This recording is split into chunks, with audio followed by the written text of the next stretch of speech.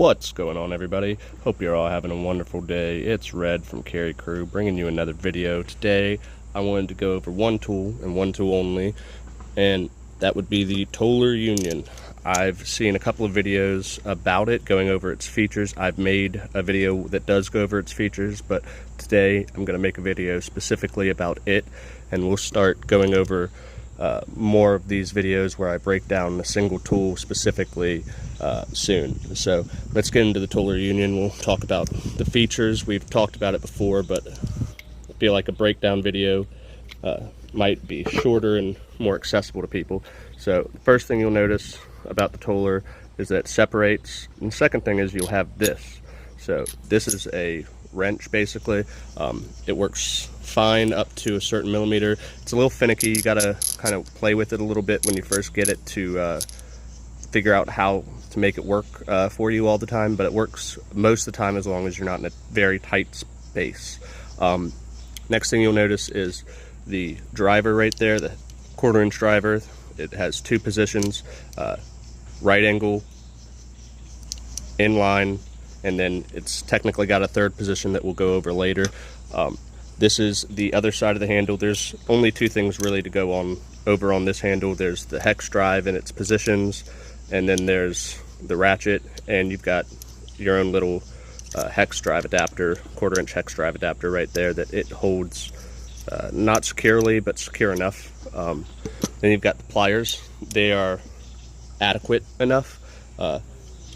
They're chunkier, I guess is what I'd say. They're better built. You've got a wire stripper in the middle right there. You've got your wire cutters, you've got your standard pliers, and you've got your needle nose that are fairly decent for what they are. They do have a tendency of moving the handle around while you're trying to use it, making it a little awkward sometimes. As you can see, it has a tendency to shift around, but they work perfectly fine for what they are.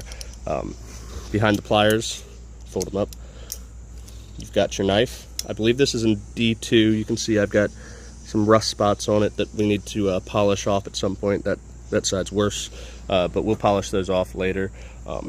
Beyond the knife blade, you get 3 additional blades that we're going to go over and see how they work in just a moment. So you get your saw blade, that's for wood. You get your PVC / metal saw blade, soft metal saw blade, and then you get your awl. Never open up all 3 of these at the same time, because then you have to yank down the lock, and it's supposed to be a one at a time tool to put these tools away. If you'll see, they won't go down now. So you pull up a tool halfway like that, and they all close up very nicely. You get an awl / metal file / reamer as the last third tool on that, and then you get a flathead, a PH2, PH1, and some sort of Allen. They're not labeled, so I can't tell you exactly what size it is. You also get a T-handle 1/4 inch hex bit there and another one there. I found that only the one it comes with works particularly well on it, and now that we've gone over both sides, I can show you the last 2 features. One we've talked about, the other one we haven't. So the last 2 features that we'll go over quickly is, one, if you attach the handle back, you get an extra 6 inches of torque for the wrench, but also you can fold it all the way out to have a T-handle. So you can drop your hex bit there, and you got torque and control right there, especially if you're running taps. This can work well for taps. We're gonna see how these tools work in just a moment. I just wanted to go over the features first. I understand it's probably not an EDC for everybody, but it's an EDC for a lot of tradesmen. I could see electricians and HVAC people not really using it as much, but if you work with metal machines, pipes,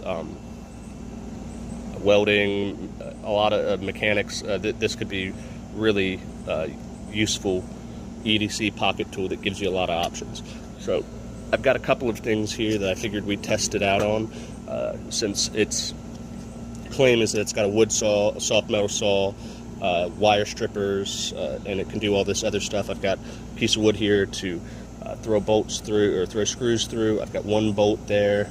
I've got this we're going to strip down and see how the plier heads work together. And we've got a copper pipe here for the coup de grace of the cutting, the metal cutting saw. We'll see how it works. The only thing we're not really going to go over today is the knife. I don't see much of a point in going over the knife.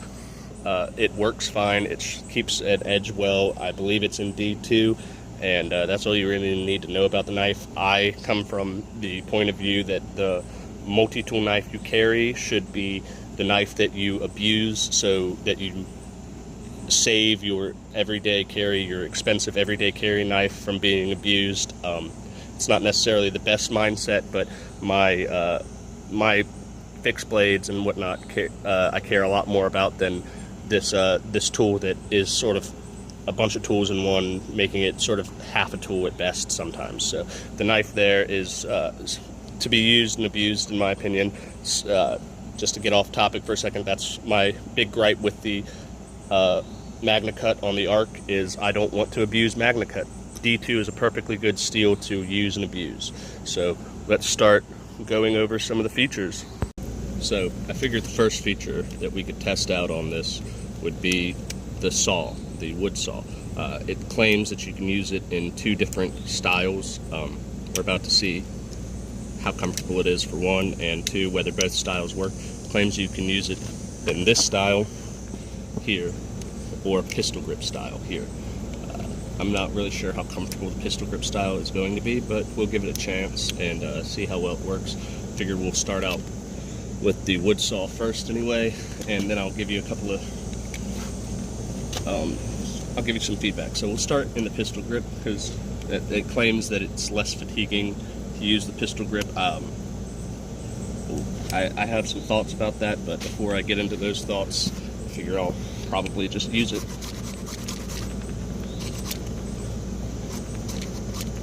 Yeah, it's kind of slipping all over the place on that, so let's...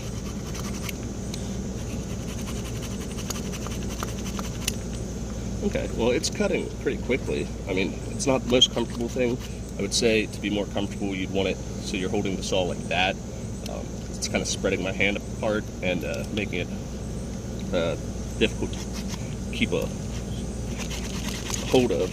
That works actually better if you don't hold it back here, but put your hand up here and kind of brace your hand back against the pistol part. Let's see.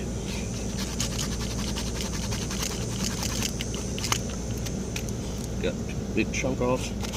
Oh, I'm going through a small knot, so it's actually doing pretty decent. Yeah, you're seeing that your hand kind of, you can't get your hand too close, or else you start banging because the way it's shaped, you start banging it against your hand. So just flip it around and get this last chunk off.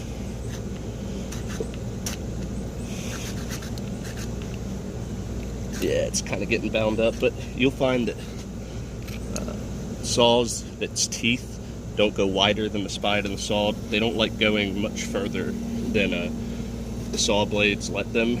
They have pretty much a stopping point. All right, it's about to come off, so. All right, so it could be a bit more aggressive, I think, with the saw blade. It got all gunky, which is typical with the saw blade. Got a nice cut on it. It's a little, got a little bit round up there, so we'll get rid of that real quick. Lift that tool up. I know I wasn't going to say, I know I said that we weren't going to go over the knife very much, but we're going to use it real quick just to see how sharp it is. And okay, the knife is a lot more comfortable because you're holding the blade in line. It's off to the left, but you know, it's comfortable enough. Let's get a good chunk off there. Let's try it in a reverse kind of grip. Okay, that works a lot better than I thought it would, actually. The blade's perfectly sharp enough for, you know, whittling if you need to. I mean, you can obviously sharpen it. It's a blade. You can sharpen a metal ruler to be sharp enough to whittle with, technically. But you know, it's perfectly good enough. Basically made a tenon right there, sort of. Blade's perfectly acceptable. Let's move on to what I use it probably for a lot with the metal saw. I don't use it for cutting so much, but I do use it for marking quite a lot. So we'll grab this aluminum pipe right here. Before you say anything, this was part of a broom handle that my loving 3-year-old broke. So we're going to try it with that pistol grip again, braced against off the back of our hand, see if we can get any better leverage. So, oh wow, that's a lot better. Let's turn it a little bit.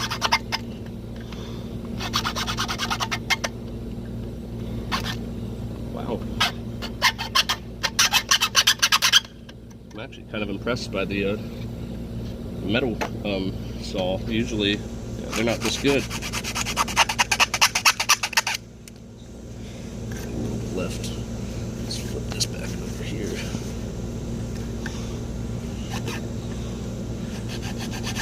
Probably should have taken the plasticky coating off of the handles to make it easier to cut, but it's not. It's just slipping a little bit. So that's what we were able to do in that brief minute or so. It's not, perfect.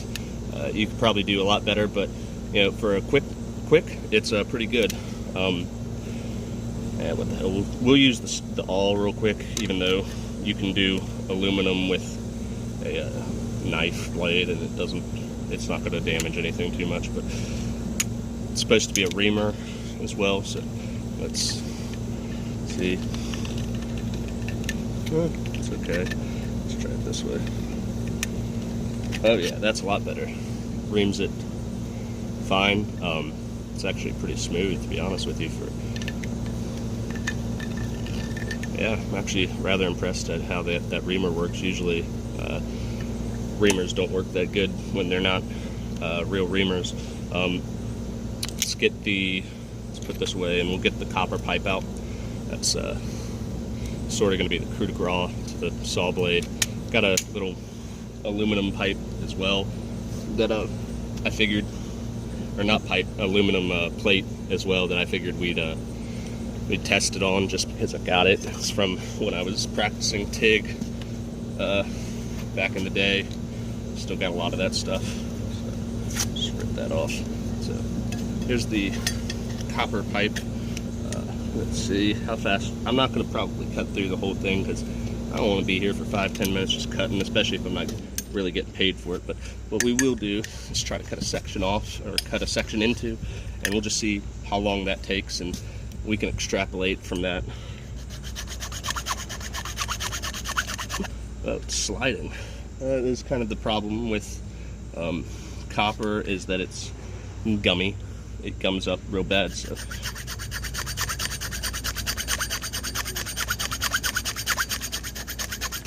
okay, so I mean, it's difficult, I'm not gonna lie. Let's see if this helps.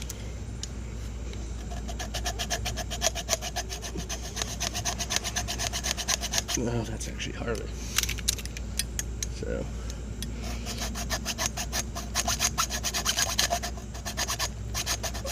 alright, so it's not going to be doing much for HVAC or plumbing or really anything too close to that, but that is super good enough if you need to do aluminum. I wouldn't do copper. This is gummy.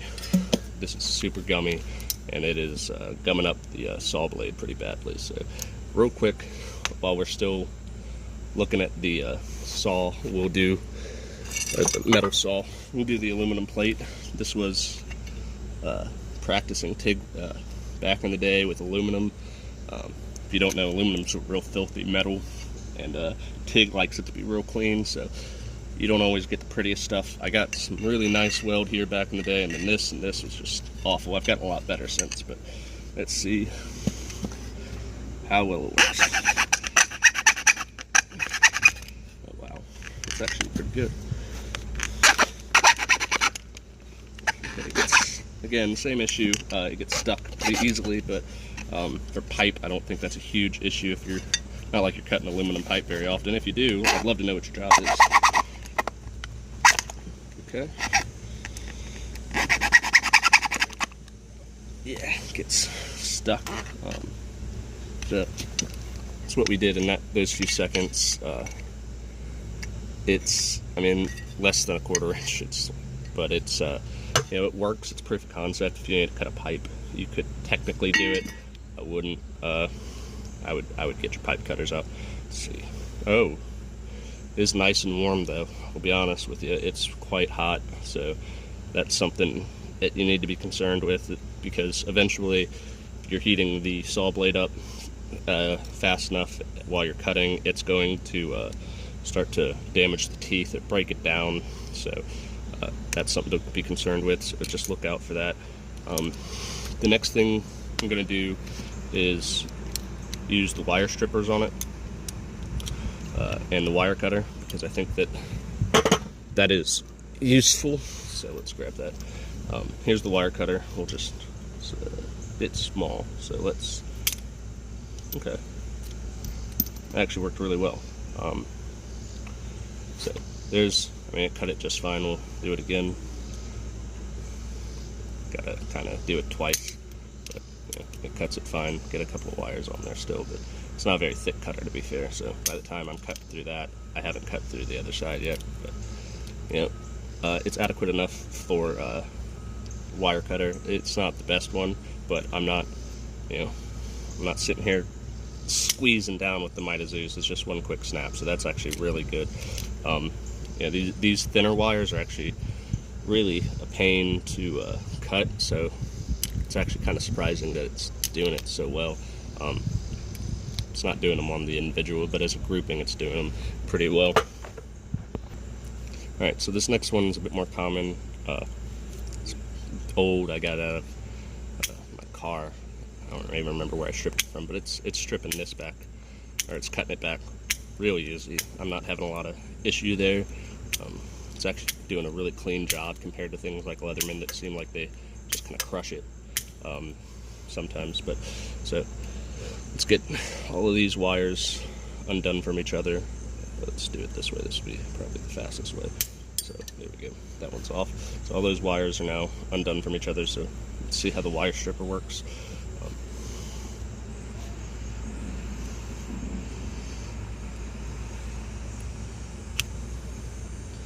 Well, it halfway worked, and then I snapped it. So it's not gonna have. It's gonna take some specific pressure, I guess. Let's see. Yeah, there we go. Wire stripper worked fine on that. It's, I mean, these are single wire strand. It's not like you're doing a braid or doing a ton of wires together, but yeah, that's really thin wire actually there, so that's pretty good. Let's see if it shows up any better on the yellow. So here's the yellow one. So just, yep, perfect, works there. This isn't the normal way I strip wire, I'll be honest. I normally just pull out a lighter, but it works as a wire stripper. Obviously it works as a wire cutter. Next thing I'm gonna do is use the end of the wire here that I stupidly chopped off and tossed to the side. So this is kind of what makes this so great compared to a lot of other tools like that. I know we've got the next tool, I can't remember what it is, but it's got the butterfly style where the pliers fold out and on the other end you have an adjustable crescent wrench that sort of kind of functions where it ratchets a little bit, but only until it's loose. So there we go, that's the wrench. So if you put the wrench on there, it does its own job at locking down. So I'm going to tighten this up so you can actually see that you don't need to touch the wrench to actually make it work. If you're doing inline, it only takes the pliers. So the one thing I'll say is this is, because of the way it works, is it's not the best to stay on something. So we're going to tighten this down real tight.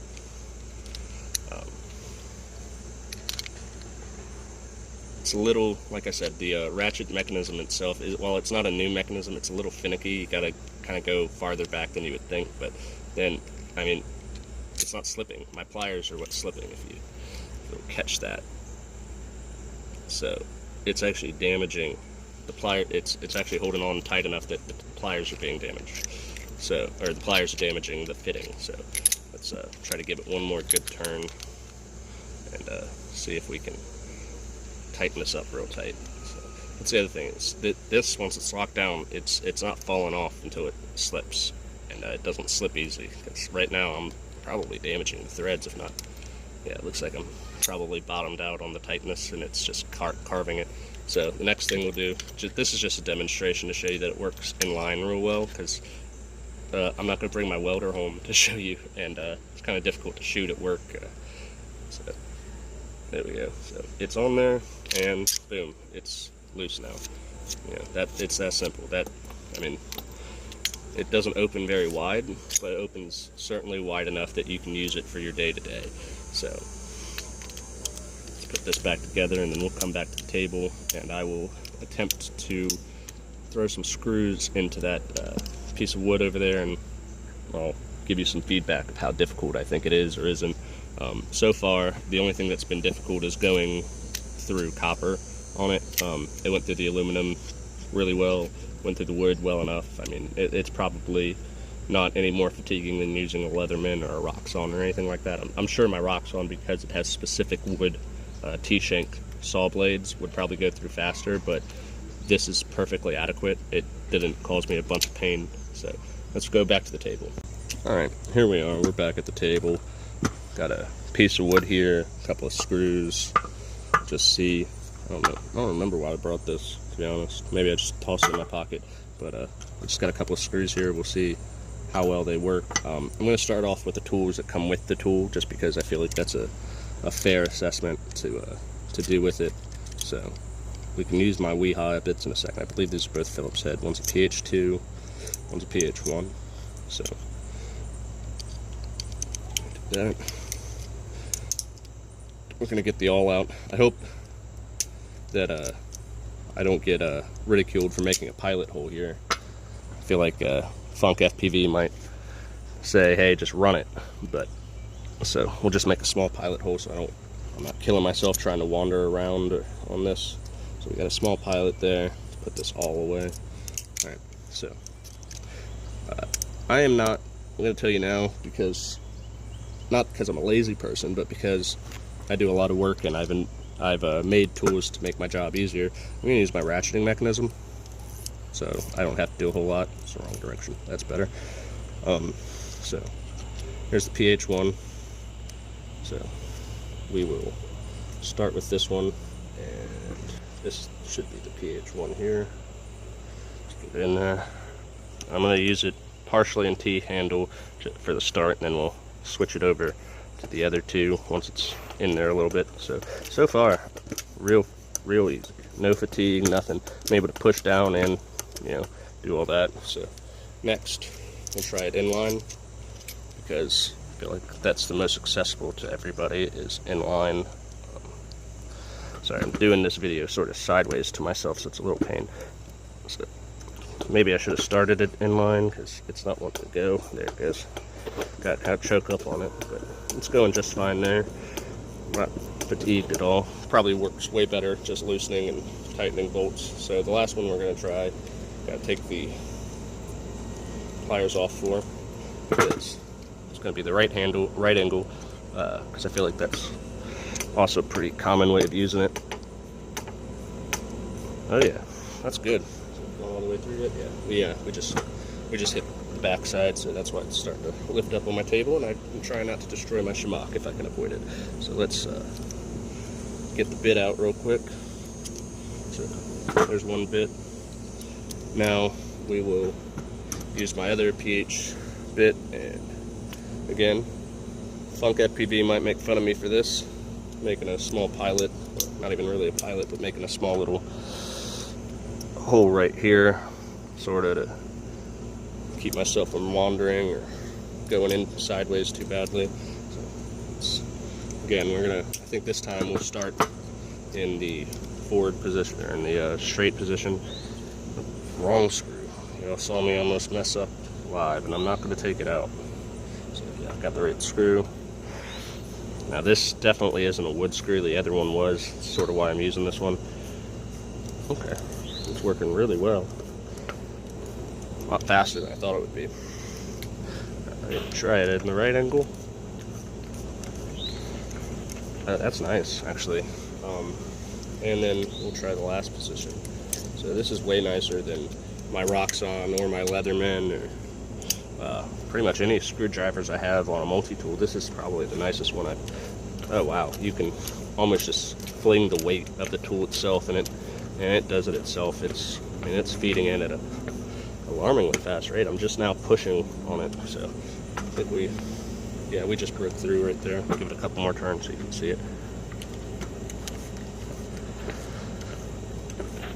There we go. So we just broke through. Sorry, I got bugs trying to crawl on my phone out here. So, all right, so we just broke through it. So that was actually really easy. I was kind of expecting more of a fight. Oops. These are gold up a little bit from the aluminum, which actually is a good thing. That means these are pretty hard.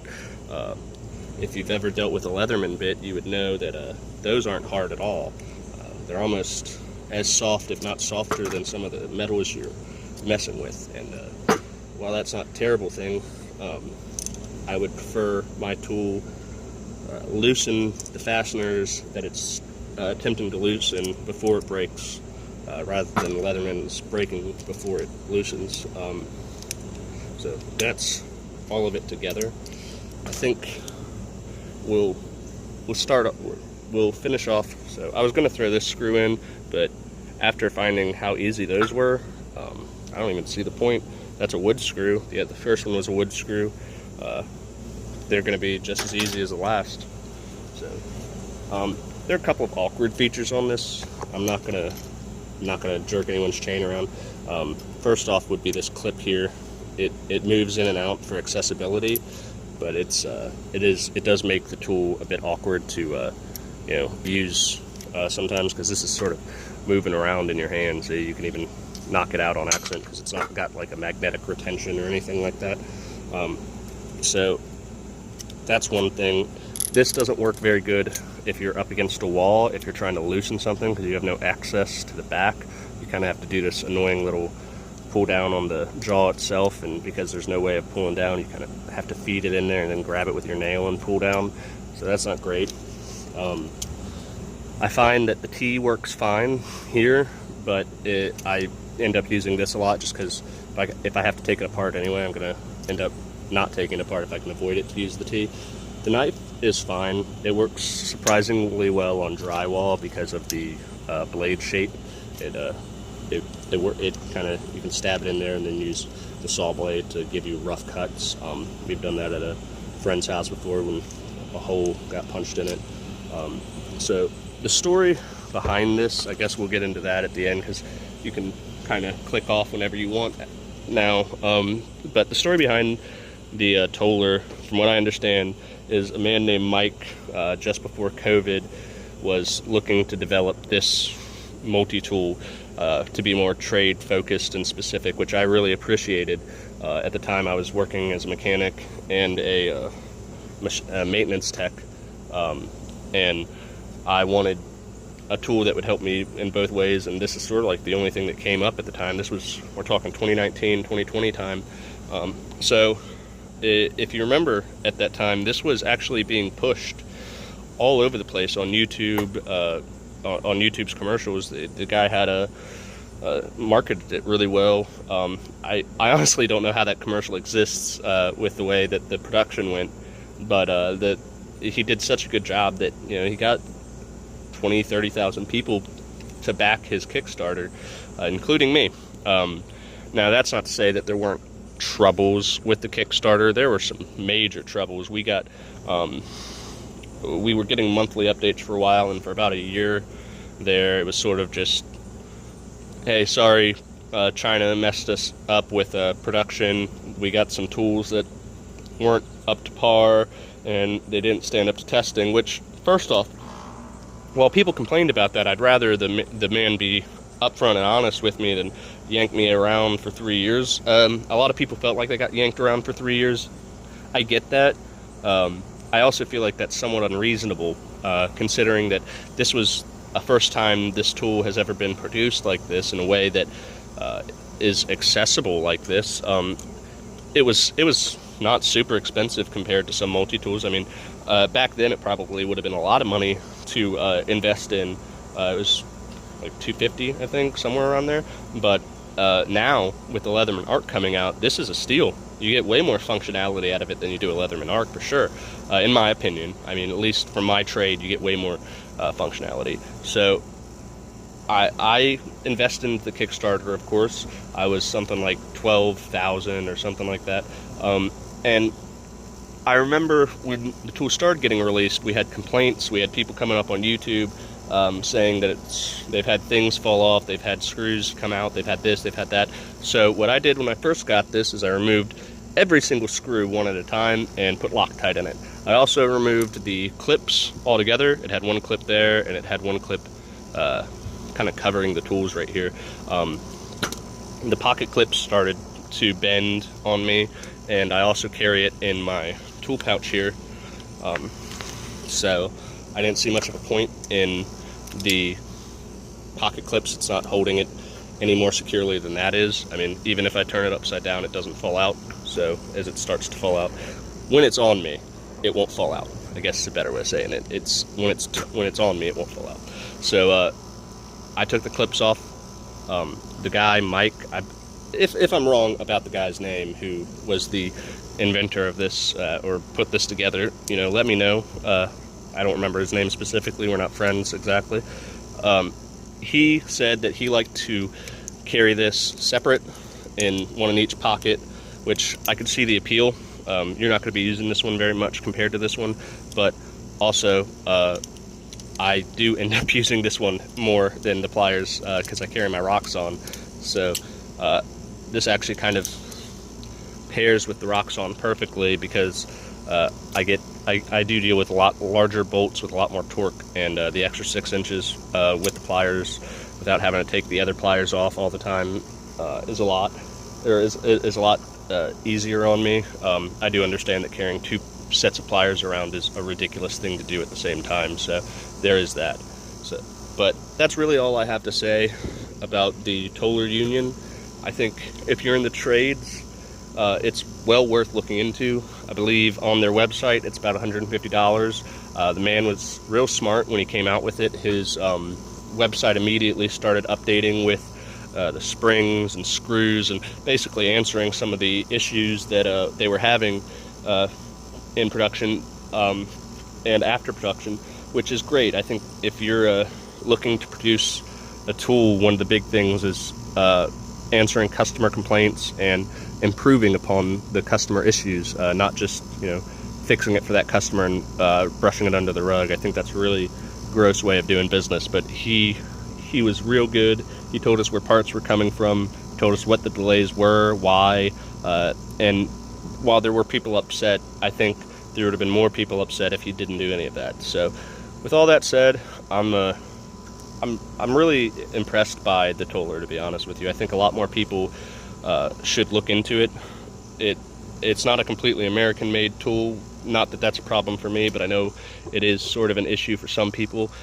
You know, a lot of it's resourced from out of the country, but it is a beautiful, ingenious design, and I don't think that because it's not an American design, it shouldn't be supported.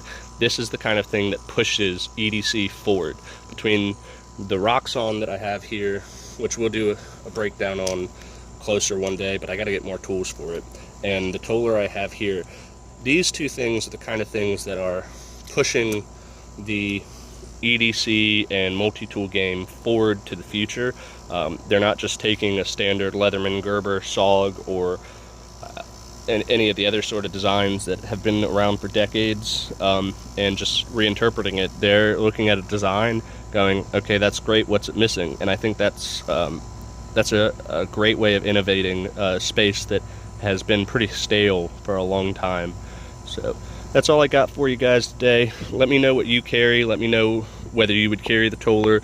Let me know if you've got any tools that you think would improve mine or your EDC. We'll talk down in the comments. Like, share, follow, and we'll we'll go over more tools soon. It seems like that's going to be my next venture into these videos. It's just going over specific tools and what they can do and how comfortable they are, honestly, because I feel like that's overlooked a lot. It's just comfortability of use and EDC. So you all have a great day. I'll talk to you later.